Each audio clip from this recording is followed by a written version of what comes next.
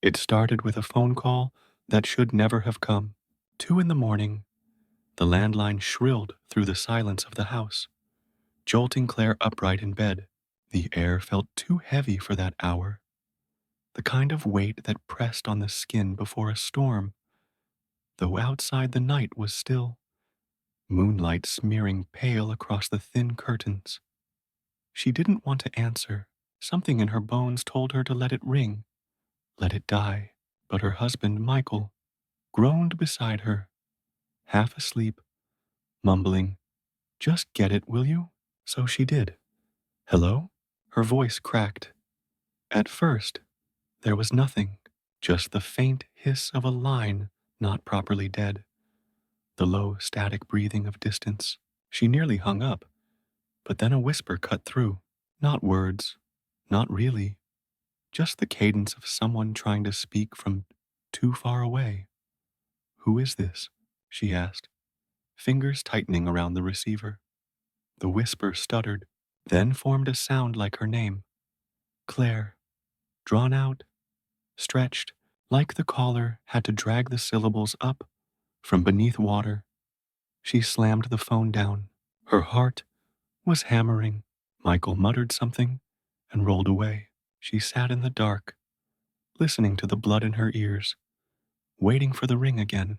It didn't come. By morning, she had convinced herself it was nothing. A prank, a crossed line, static dreams at 2 a.m. But when she walked into the kitchen, the phone sat where she'd left it, the receiver crooked, and on the window, smeared faintly into the condensation of the glass, was a handprint, too small to be Michael's, too long to be hers. That was the first night. The second came with noises from the attic, the place she never went, the place Michael said was just insulation shifting. Squirrels, maybe. But the scuttling didn't sound like squirrels. It was too slow, too deliberate, dragging sounds, like something heavy moving across the beams. Claire tried to ignore it. She tried to tell herself it was the old house creaking, until she woke at 3:13 a.m., the glowing red digits glaring at her from the bedside clock, and found the attic door at the end of the hall wide open. Michael was still asleep. She closed it, locked it, with the little hook they'd installed years ago. But the next morning, the hook was snapped clean off. By the third night, the whispers had moved from the phone to the walls. She pressed her ear against the plaster once, desperate to prove to herself it was just pipes or wind. But what she heard wasn't random. It was rhythmic, a syllable, repeated again and again. Her name. She didn't tell Michael at first. He worked long hours, late shifts, came home exhausted. But when she finally did, when the kitchen lights flickered at dinner, when the TV turned itself onto static, he laughed, told her stress does things, makes the brain invent patterns. But he wasn't laughing the night the baby monitor crackled to life. They didn't even have a baby. The monitor had been shoved in a box in the attic, untouched since the move. And yet, at 4 a.m., the little white plastic speaker in the corner of their bedroom buzzed awake, filling the room with the sound of someone breathing, not the soft, even rise and fall of sleep. This was wet, labored, like lungs thick with fluid. Michael unplugged it, swore, threw it across the room, but Claire noticed his hands were shaking. The next morning, the box was sitting on the kitchen table, the monitor placed neatly on top. Neither of them had brought it down. By the end of that week, sleep had become a rare currency in the house. Michael started staying later at work, claiming overtime. Claire knew the truth. He didn't want to be in the house after dark. Neither did she. But something about leaving felt worse, like abandoning. The place would only make it follow them. The noises changed, no longer just whispers or dragging, but patterns, knocks, three at a time, always from behind a door, sometimes the bedroom, sometimes the basement, once even from inside the bathroom while she was brushing her teeth. She dropped the toothbrush and stared at the door handle as it rattled, something testing the knob from the other side. She ran, locked herself in the bedroom. Michael found her there later, shaking, unable to explain. He tried to make sense of it. He really did.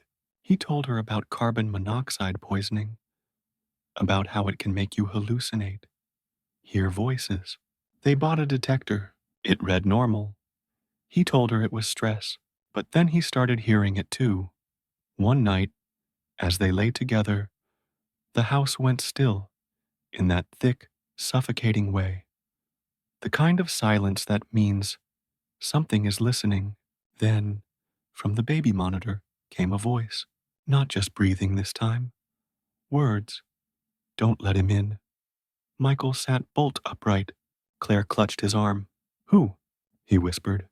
But the monitor only hissed static. They didn't sleep at all after that. The next morning, Michael finally opened the attic. Daylight made the house feel safer, though Claire trembled on the stairs as he pulled the ladder down. The air that came out was cold, wrong, smelling faintly of rot. He climbed up, flashlight beam cutting across insulation and old boxes, dust thick in the air. Nothing strange, until he moved one of the boxes aside and froze. Claire, he said. His voice was tight. She forced herself up the ladder, heart hammering. In the far corner of the attic, scrawled into the wooden beams, were words, dozens of them, etched deep with something sharp. The wood splintered where letters gouged across. Every word was the same. Claire, over and over, different sizes, different angles, some fresh, some older, darkened with time. She felt sick. Her knees gave out, and she nearly fell through the ladder. Michael caught her, pulled her down. That night, he insisted they leave, go to a hotel, at least for a few nights. But Claire couldn't shake the feeling that leaving was exactly what it wanted. As they packed, she noticed something. Every mirror in the house had fogged, though the air was dry, and on each surface, a handprint, too long, too thin. Michael drove them to a roadside inn 20 miles away. The room was beige and impersonal, the kind of place meant to be forgotten. For the first time in weeks, Claire felt like she could breathe. But at 3:13 a.m., she woke to the phone ringing. The hotel phone. Michael stirred, groaned, "Don't!" But she was already reaching for it. Hands trembling, she lifted the receiver. Her own voice came through the line, whispering, "Don't let him in." Claire dropped the receiver as though it had burned her. The plastic clattered against the carpet. Michael sat up, wide-eyed, staring at her face, before glancing at the phone, like it might start speaking again, on its own. "What did it say?" he asked. She couldn't answer. Her throat felt locked. She only mouthed the words, and he read them in the silence between them. "Don't let him in." Michael yanked the cord from the wall. They left the hotel before dawn, bags half packed, hearts pounding with the dread that they had brought it with them. On the drive back, the world seemed hollowed out. The gas stations empty, the road stretching on too quiet, the air brittle. When they pulled into their driveway, Claire's stomach lurched. The attic window, the one Michael swore he had shut before they left, was open. The curtain inside shifted in the still morning air, like something had been watching for their return. Inside, the house smelled of earth and damp rot, like grave soil.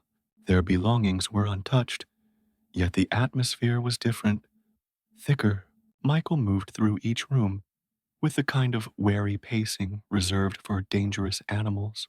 Claire followed, too scared to be left alone. In the kitchen, the baby monitor sat on the table again. They hadn't brought it back from the hotel. Michael lost his temper then. He grabbed the thing, stormed to the backyard, and smashed it against the concrete until plastic and wires sprayed out in jagged pieces. He was breathing hard, fists clenched, sweat across his brow. "It can't talk to us if it doesn't exist," he muttered. But Claire wasn't convinced. Things like this didn't obey the rules of objects and matter. She knew it in her bones. That night, they tried to sleep. Claire lay awake, staring at the ceiling, Michael beside her. The house settled around them, groaning in the way old wood does. But beneath it was another rhythm. Soft, insistent, tap, tap, tap. Not random creaks, knocks, from inside the walls. Michael heard it too.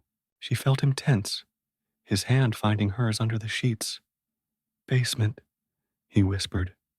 Neither of them wanted to go down there, but the sound grew louder, spreading, until it felt like the whole house was pulsing with the rhythm. 3 knocks. Pause. 3 more. Always 3. Michael grabbed the flashlight, the heavy kind with the metal casing, and together they descended into the basement. The concrete steps groaned under their weight. The smell grew stronger. Damp earth, mold, and something sharper, like rust. Claire clung to the railing, the beam of the flashlight trembling across the floor. At first, the basement was as it always had been, cluttered with boxes, tools, the old washing machine. But then the beam caught something new against the far wall. A door, not the wooden hatch that led to the crawl space. This was different, a narrow iron door, flush with the foundation, rimmed with bolts that didn't belong to the architecture of the house. Neither of them had ever seen it before. It shuddered once. Then came 3 slow, heavy knocks from the other side. Claire's breath hitched. Michael's knuckles whitened around the flashlight. "Don't let him in," Claire whispered without meaning to. Her voice was her own, but it didn't feel like it came from her. The knocks stopped. They fled up the stairs, slammed the basement door shut, and shoved the couch against it. Michael locked every window, every door, his face pale, lips pressed thin. Claire sat trembling, arms wrapped around herself, listening for more sounds. At 3:13 a.m., the house went silent, utterly, suffocatingly silent. Then, from the attic above, came the dragging sound again, slow, heavy, moving closer. The dragging in the attic grew louder, circling above their bedroom. The ceiling joists creaked as though something far heavier than a man was crawling on all fours, testing the beams. Dust sifted down through a crack in the plaster, falling across the blankets. Michael gripped the flashlight, but didn't move. Claire pressed herself against him, every nerve taut, listening to the slow, methodical scrape of weight across wood. Then, silence, a pause that stretched too long, too still. The bulb in the ceiling flickered, once, twice, then died, leaving them in total darkness. Michael fumbled for matches in the nightstand drawer, but before he could strike one, a sound filled the room. Not from the attic this time, but from the baby monitor Claire had seen destroyed in the yard. It sat on the dresser, whole again. Its little green light blinked. From it came a voice, Michael's voice, but it wasn't speaking from the monitor. It was to the monitor, as though the device was playing back a recording of him from some other place, some other time. I can see you, the voice said. His voice, low, harsh, but wrong. I can see everything you're hiding. Michael stared at the monitor like it was a trap. That's not me, he said hoarsely. The voice laughed, guttural, before hissing through the static. Let me in. The air in the room turned frigid. Their breath fogged in front of their mouths. Claire grabbed Michael's arm, whispering, Don't answer. Don't. But the attic door banged open. The crash reverberated through the house, shaking dust loose, rattling picture frames off the walls. Something was descending. Michael didn't wait. He pulled Claire into the hallway, the flashlight beam jittering across peeling wallpaper as they stumbled down the stairs. Behind them, the sound of limbs dragging down a ladder, slow but relentless. They bolted out the front door barefoot into the cold night air. The world outside felt just as wrong. The street empty, the silence oppressive. Yet for a moment, standing under the moon, Claire thought they were safe. Then she saw the windows.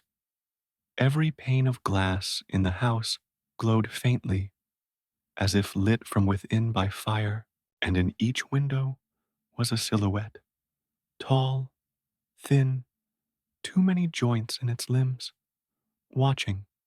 Michael yanked her toward the car. They slammed inside, doors locked, keys fumbling. The engine sputtered, then roared. He reversed out so fast, the tires screamed. They didn't stop until they reached another town, miles away. The first lit diner they saw, Michael pulled over, both of them stumbling inside like refugees from a war zone. The waitress froze mid-step. She was staring at Claire. You all right, honey?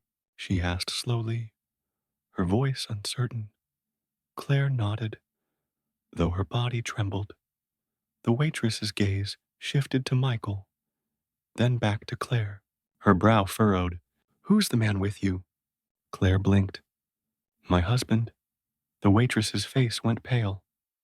Sweetheart, you came in alone. Claire turned. The booth was empty. The air rushed out of her lungs. Her skin prickled with cold. As she stared at the place Michael had been sitting only seconds before, her hands still shook from where he had gripped her arm.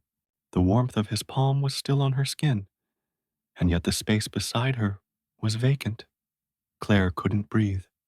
The booth across from her was empty, yet she could still feel Michael's absence, like a weight on her chest, as though the air he'd occupied had been torn out of the room. The waitress hovered, shifting nervously. Other customers in the diner glanced at her with sidelong curiosity, but none looked at the empty seat like she did. None seemed to see that anyone had ever been there.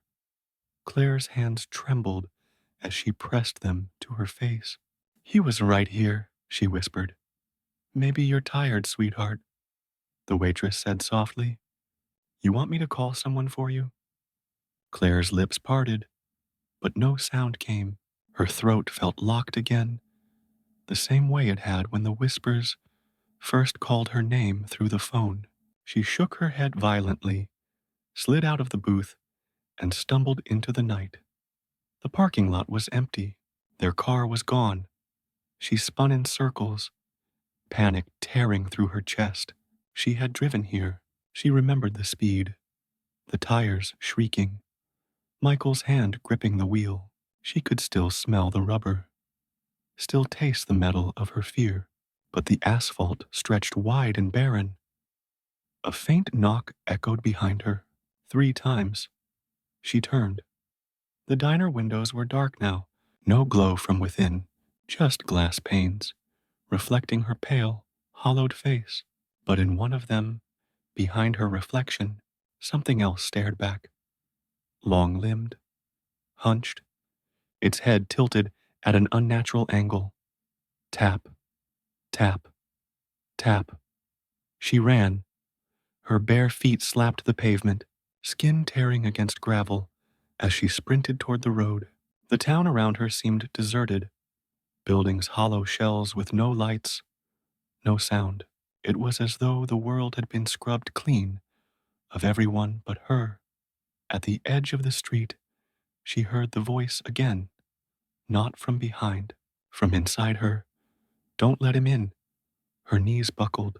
She fell to the ground, palms scraping on the asphalt. The words vibrated in her skull, rattling her teeth. Then another voice layered over it, deeper, colder, filling her chest with ice. Too late. The air shifted. A shadow passed over her, though no object cast it. The streetlights flickered, buzzing, and for an instant she saw something step into the circle of light, tall, angular, its joints bending the wrong way. Its face, if it had one, was only an expanse of pale skin stretched too thin, as though something was pressing from beneath, trying to break through. It stood motionless, head cocked, watching her crawl backward. Then it took a step. The ground beneath her shook with the weight. She scrambled to her feet, bolted down the empty street, lungs burning, eyes blurring with tears. Every time she looked over her shoulder, it was closer, always closer, though she never saw it move. She ducked into an alley, pressed herself against the brick wall, heart hammering. Silence fell. For a moment, she thought she'd lost it. Then she heard breathing, right above her. She tilted her head back. From the roofline, it hung upside down, limbs bending like broken marionette strings, its faceless head inches from hers. The world spun. Darkness closed in. She woke on cold concrete. The world was dim, gray, like light filtered through dirty water. Her body ached, her throat raw. For a moment, she thought she was still in the alley, but the walls around her weren't brick. They were smooth, damp stone, curving like the inside of a tunnel. She sat up slowly. The air stank of mold and iron. Dripping echoed in the distance, irregular, like a slow heartbeat. Michael? She whispered. Her voice bounced back at her, warped, not quite in sync. It was delayed, as though the tunnel itself had to chew on the sound before spitting it back. She staggered to her feet, pressing her palm against the slick wall for balance. Ahead, the tunnel stretched into shadow. Behind her, the same. No doors, no markings, just endless stone. She chose forward, because backward felt worse. Her bare feet slapped against the damp floor as she walked. Every step echoed, doubling, tripling, until it sounded like an army moving in lockstep with her. She tried to cover her ears, but the sound pressed inside her skull anyway. Then came the knocking. 3 times. She froze. The knocks came again, this time from inside the wall to her right. She pressed herself against the opposite side, trembling. Her name seeped through the stone, whispered low, drawn out, the syllables bending, like the voice was stretching them too thin. Claire! She ran. Her breath grew ragged, but the tunnel didn't change. Same damp walls, same dripping. Panic gnawed at her ribs. She could run forever and never reach the end. Then, light, a faint glow ahead, flickering like a candle flame. She stumbled toward it, hope flaring even through her terror. The tunnel opened into a chamber. In the center sat a single chair, wooden, old. On it, the baby monitor, whole again. Its green light blinked, steady, in rhythm with her heartbeat. She approached slowly, every part of her screaming not to, but her feet betrayed her, carrying her closer until she could see her reflection in the plastic surface. Except it wasn't her reflection. It was Michael, His face pale, eyes hollow, lips cracked. He leaned close to the inside of the monitor screen, as though pressing against glass. His voice bled through, thick with static. Claire, it won't let me out. Please, please let me out. Her stomach lurched. Tears stung her eyes. Where are you? His gaze shifted past her, as though something stood behind her. His mouth opened wider, too wide, until the corners split. His voice dropped to a guttural growl. Don't let him in. The monitor screen shattered. Black liquid poured out, thick and reeking of decay, splashing across her feet. It spread fast, filling the chamber, rising to her ankles, her knees. Something moved beneath the surface. Long fingers, pale and jointed wrong, reaching up. Claire screamed, wading backward, but the chamber had no exit now. The tunnel was gone, just smooth, curving walls, sealing her in. The black water surged higher, up her chest, her throat, and as it covered her mouth, her nose, flooding her lungs with ice, she heard the other voice again, the deep one that wasn't Michael's. Too late. Darkness swallowed her. She jolted awake, gasping, hacking up water that burned her throat like acid. She was lying on her back, staring at a ceiling she recognized, her own bedroom ceiling. The lamp glowed softly beside her. The curtains stirred in a breeze. Morning sunlight seeped through. It was over. It had to be over. She sat up slowly, pressing trembling hands to her chest, reassuring herself she was breathing air again. Her body was dry. Her clothes were clean. No trace of the black liquid remained. Michael lay beside her, asleep, his face calm, peaceful, as if none of it had ever touched him. Michael, she whispered, reaching for him. His eyes snapped open. They were black, entirely, utterly black. Claire recoiled, falling from the bed. Michael sat up in one fluid motion, too fast, like a puppet jerked upright by strings. His head tilted, bones cracking as though they'd been rearranged. Why did you let me in? He asked. The voice wasn't his. It was deeper, layered, the same one that had whispered in the tunnel. Claire crawled backward, hitting the wall. Her fingernails clawed at the plaster as he swung his legs over the side of the bed. His feet touched the floor with a weight that shook the frame. You opened the door. The voice rumbled. You drowned for me. She shook her head violently, tears streaking her face. You're not him. He smiled then, but the skin on his face cracked with the motion, splitting to reveal something pale and slick beneath, as though the human mask was peeling away. The air grew heavy. Every breath she took scraped her lungs raw. The walls of the bedroom darkened, bleeding shadow that pulsed like veins. Michael, or the thing wearing him, rose to its full height. His body stretched impossibly tall, bones bending, arms lengthening, until his fingers brushed the floor. Don't let him in, Claire whispered to herself, rocking in the corner, over and over. The thing tilted its head, listening, almost amused. But you already did. It lunged. Claire screamed, and everything went black again. She woke in the diner booth. The waitress stood over her, holding a pot of coffee, frowning. You all right, honey? You've been sitting here a while. Want a refill? Claire's hands shot to the other side of the booth. Empty. No, Michael. Her skin broke into cold sweat. Her nails dug into the vinyl seat as she stared at the waitress. What town is this?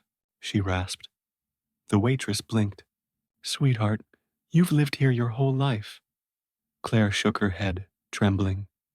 The walls of the diner seemed to pulse, the light flickering, the smell of mold seeping back in. And from the payphone in the corner came the shrill ring of a call that shouldn't exist. Ring, ring. The waitress turned, confused. That thing hasn't worked in years. Claire stood, legs weak, moving toward it as if pulled by invisible strings. The other patrons didn't seem to notice. Their faces blurred, indistinct, their voices gone. The ringing stopped the moment she touched the receiver. She lifted it slowly to her ear. Her own voice answered, "I told you not to let him in." Her own voice whispered in her ear, low and steady, as if she were listening to a recording of herself from years ago. "Don't let him in." She dropped the receiver. It swung wildly against the booth of the payphone, clattering against the metal. But the whisper didn't stop. It burrowed into her head, looping endlessly, growing louder until it felt like her skull might split. The diner dissolved around her. The colors drained. The air thickened. The blurred faces of the patrons melted into shadows that slumped in their seats, faceless, unmoving. The waitress stood frozen, mid-step, coffee pot suspended in the air, eyes hollow sockets, weeping black tears. Claire staggered back, clutching her temples. The floor beneath her rippled like water. Her reflection stared up from the linoleum. Her own face, gaunt and pale, but with eyes darker than pitch. The reflection opened its mouth. Too late. The floor gave way. She plunged into darkness, falling endlessly. Her scream ripped from her throat, but swallowed by the void. When she hit, it wasn't solid ground. It was her bed. She jolted upright, gasping, drenched in sweat. Morning sunlight streamed through the curtains. Michael sat at the edge of the bed, tying his shoes. Relief tore through her, wild and fragile. "Michael!" she sobbed, lunging forward, clutching his arm. "God, I thought..." He turned. His eyes were normal, his face tired, but kind. He looked at her with concern. "You all right? You've been dreaming." She clung to him, crying into his shoulder. He stroked her hair, murmuring soft reassurances. "It's just stress. You've been through a lot. I'm here." For a moment, she believed him. She wanted to believe. The warmth of his skin, the familiar weight of his presence. It felt real. Then she noticed his shoes. The laces dangled loose. He hadn't tied them, after all. His hands had never moved. Her breath hitched. Slowly, she pulled back, meeting his gaze. And there it was, the smile, too wide, too wrong, splitting his cheeks like a tear in fabric. "You let me in," he said. She screamed, shoving herself off the bed. But the bedroom door was gone, just smooth, seamless wall, every exit sealed. Michael rose, unfolding taller and taller, joints cracking, limbs stretching until his head scraped the ceiling. His jaw unhinged, opening into a hollow maw of shadow. The walls throbbed. The ceiling bowed. Her voice, her real voice, filled the room, echoing from everywhere at once. "Don't let him in. Don't let him in. Don't." Claire clawed at the wall, desperate for an escape, her nails tearing against plaster. The whispers swelled, overlapping, drowning her thoughts, until she couldn't tell if she was speaking or if the house itself was chanting through her. Michael's towering shape lurched forward, his shadow pouring over her, swallowing the last of the light. And just as it engulfed her, the phone rang. The phone rang again, shrill, piercing. Every nerve in Claire's body screamed at her to leave it alone. But she was frozen, trembling, unable to look away. The receiver hovered in mid-air before her, suspended as though unseen fingers held it there. She could feel the vibration in her bones. With a shaking hand, she lifted it. "Hello?" she whispered, voice ragged, barely audible. over the pounding of her own heart. A pause, then a whisper, not through the receiver, but through the walls, the ceiling, her chest. Claire. It was Michael's voice. Then it was her own. Then it was neither. Layered, overlapping, impossible to discern. I'm here. I'm outside. Don't let him in. Her blood froze. Outside? She was inside. She had been inside this room for what felt like hours, days, months, and yet the voice claimed a presence she could not see. The shadow stretched, coiling from corner to corner, its limbs bending in ways no human should. The air thickened, pressing against her lungs. Every breath was a scream. She dropped the phone. It didn't hit the floor. It hovered, spinning, vibrating, casting light that seemed to swallow the room into darkness. What are you? She cried. The voices, responded all at once. Everything you let in is everything you became. The shadows shifted, forming shapes, faces, familiar, impossible. Her mother, her childhood friends, strangers she had only glimpsed once, all with hollow eyes and mouths stretched unnaturally wide, repeating the same phrase, "Don't let him in, don't let him in, don't." The shadow surged forward. Claire stumbled backward, tripping over the bed, hitting the wall. Pain bloomed across her skin. She clawed at the plaster, leaving streaks of blood, and then she saw it. The mirror, across the room, reflecting everything, even the things that shouldn't exist, and in it, herself, but not her. Her face was split, pale, long-limbed, eyes black pools, mouth hanging open in a silent scream. Her own reflection reached out through the glass. Too late, it whispered. The walls pulsed with the sound of dragging feet. From every corner, every shadow, the same figure rose, tall, angular, faceless, its joints bent wrong, its smile too wide. It was Michael. It was her. It was everything she had ever feared. The phone rang again. She answered. "Don't let him in," the whisper said.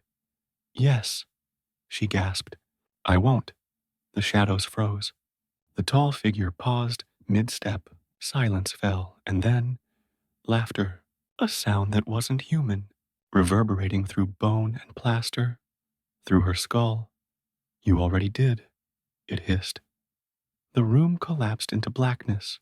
Claire screamed as the walls, ceiling, and floor folded inward. She fell through darkness, through weight, through time itself.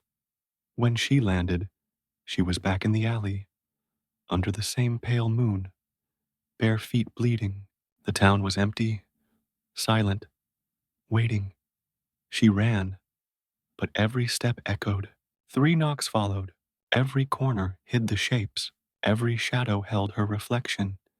She could never stop running. She could never escape, because she let him in.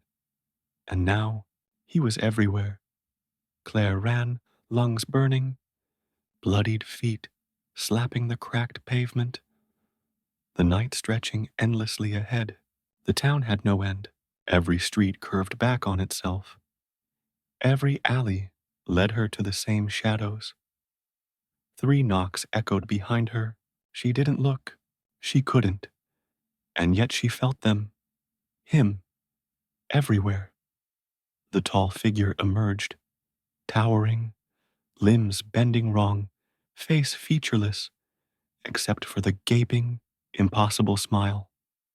It mirrored every step she took, always just behind, always advancing. Her mind spun. She thought of the attic, the basement, the diner, the baby monitor. Every moment was a thread in the same trap, a loop woven into her own life.